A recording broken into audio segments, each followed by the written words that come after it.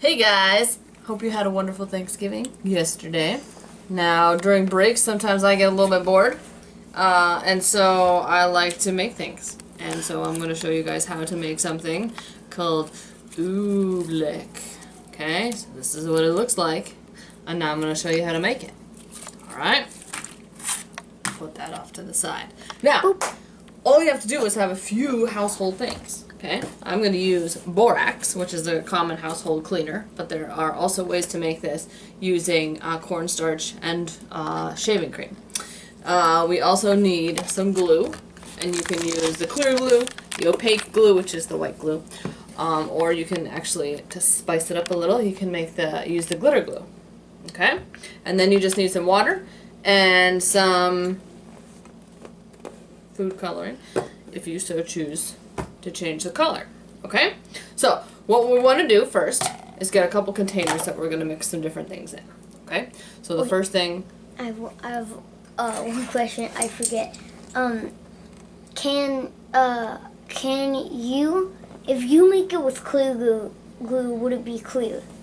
Ah, good question. Posed by my son, also the cameraman for today. So if you use this white glue, the opaque glue, you're going to have, it's going to look like this. Okay, it's going to have, it's not going to be transparent. Okay, you're not going to be able to see through it. But if you have the clear glue, then yes, you're going to have a transparent look to it. Even if it's colored, it's going to have that very clearish look to it. Okay? Almost like stained glass or cellophane. Can we do it with clear glue? I don't have clear glue right now, so... I'm going to put back. Nope. Alright, so I'm going to measure out 1 teaspoon of borax. I'm going to dump it in. Okay.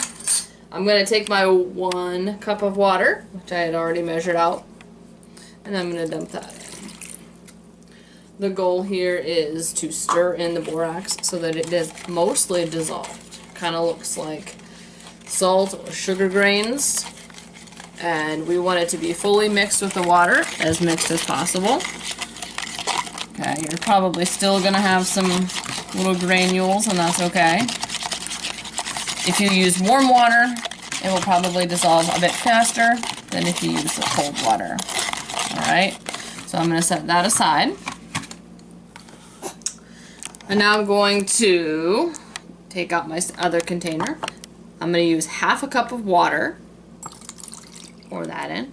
And then I'm going to use that half cup, and I am going to pour my glue in. I'm going to use about half a cup of glue. That equals about 4 ounces. Sometimes you can get glue that is already in a 4-ounce container. So we're going to use what's left of that and add a little bit more from another one. Alright. And we'll mix that with our water. You can already see we're going to get kind of a funny consistency here because the glue and the water we want to mix up, but they don't like to mix. You see how they kind of have that funny separation to them? Okay, well I mixed this.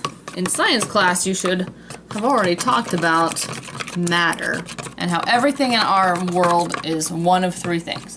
It's either a solid, like glass, or like plastic, okay? A liquid, like water, or like milk, okay?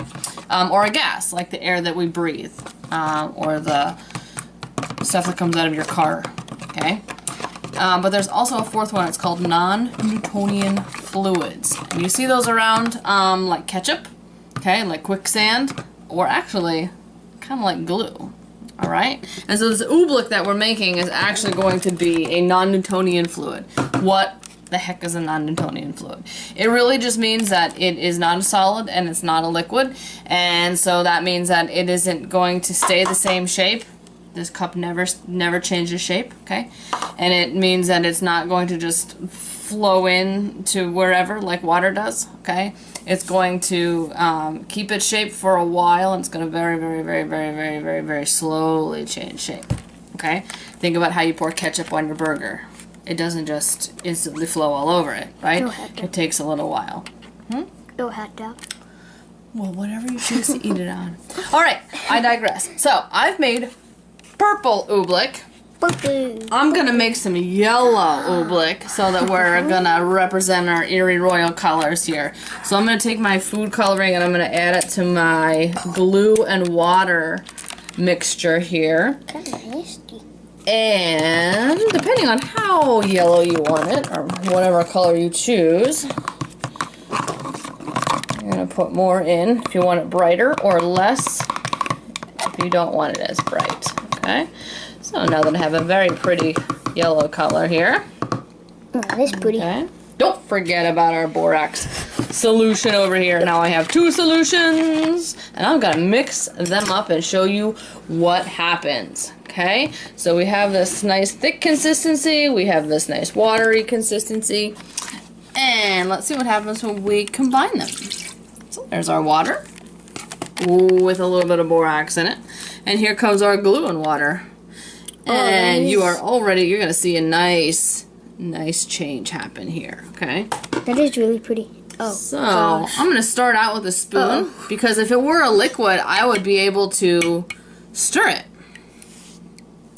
But I can't really stir it because look at what it's doing, right? It's doing some funky things. You can already see how it is congealing or thickening up, right? It's sliming up on us, all right? So I'm actually gonna trade my spoon for my fingers. Okay, and I'm really gonna goop it here. I want to, please don't do that. We're gonna keep it right on here, okay? I was just doing a comparison. Okay, thank you very much. So I'm actually gonna use my hands. It feels so kind of gross. It kind of reminds me of taking the guts out of a pumpkin that we just did recently for Halloween. Okay, and I'm actually going to try to squeeze the water out because I want the water to come out. I want to separate it as much as I can. Okay. And this is where I like to keep another container around because I'm, excuse me, I'm actually going to take my slime. Yeah, it's looking pretty gross, isn't it? And I'm going to squeeze out as much liquid and water as possible, and I'm going to transfer that goop to the other container. Because I'm actually going to get rid of this water here.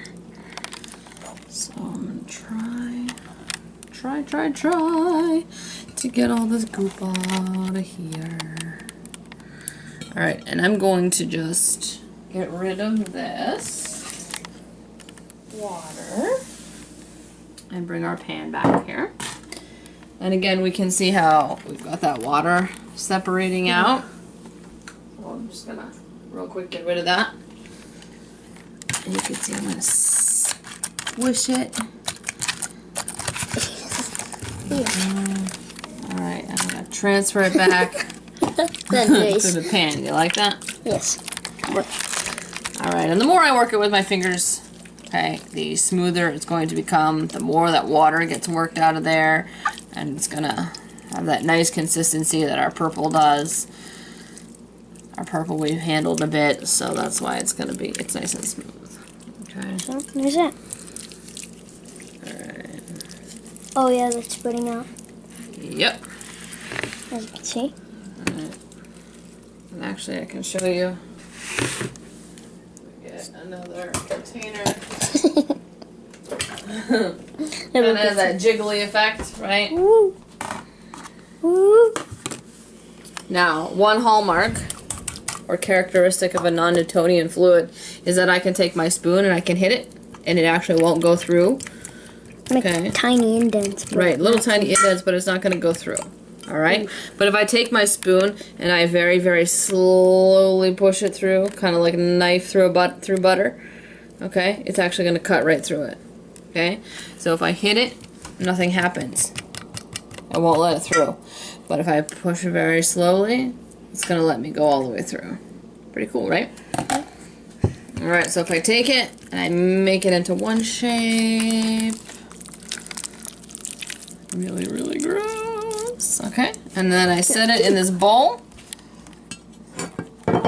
Eventually, it is going to, it's not going, if it were a fluid, if it were water, it would instantly take the shape of this bowl. Can you leave it, please? For just a second. Okay, and if it were a solid, it would forever stay in this shape that I put in right now. But because it's a non-Newtonian fluid, it's going to very, very, very, very, very slowly take the shape of the container. That existed. Absolutely, the way that our purple did. All right, so we're repping the Erie City School District here with our colors. All right, now I hope you guys had a wonderful Thanksgiving yesterday, and I hope you have a great weekend coming up, and I can't wait to see you guys next week. See you later.